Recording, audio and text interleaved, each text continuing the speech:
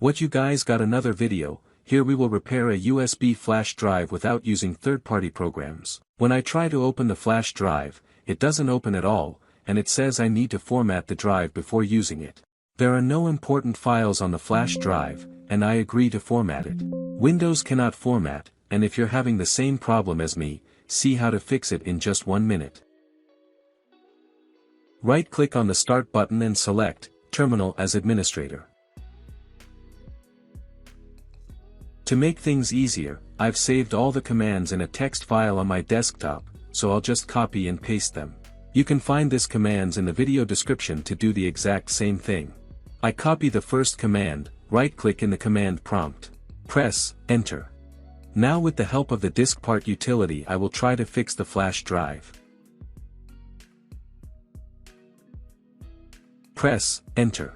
The list disk command shows all the disks connected to the computer. My flash drive is 7 GB, and now I know that my flash drive is marked with the number 2.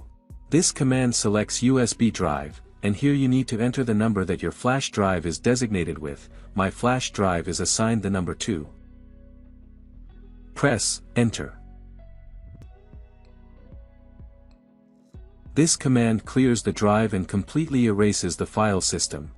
I also copy all the other commands in order, and to complete each command I press Enter.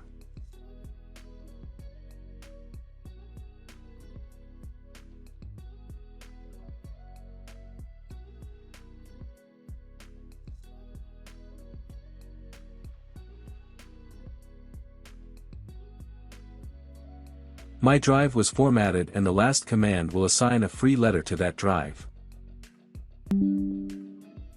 Now we will exit diskpart and close all windows.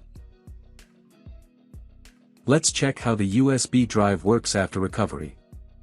Perfect, the recovery is complete, and my flash drive is ready to use again.